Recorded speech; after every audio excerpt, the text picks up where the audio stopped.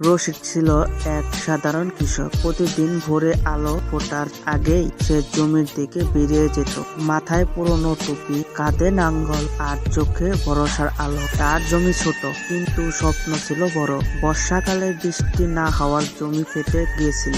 শুকনো মাটিতে কাজ করা যেন অসম্ভব হয়ে উঠেছিল। তবু রশিদ হার মানেনি। সে রাত দিন চেষ্টা চালিয়ে গেল। পাশের নদী থেকে পানি টেনে আনলো, গরুর গাড়িতে সার বহন করলো, আর পরিবারকে খাইয়ে না খেয়ে নিজের জমি বাঁচালো। কয়েক মাস পর ধীরে ধীরে সবুজ ধানের চারাগুলো মাথা উঁচু করে দাঁড়ালো। মাঠ ভরে উঠলো সোনালী শস্যে। গ্রামের মানুষ বলল, রশিদের মতো কৃষকরাই আসল নায়ক। রশিদ হাসলো।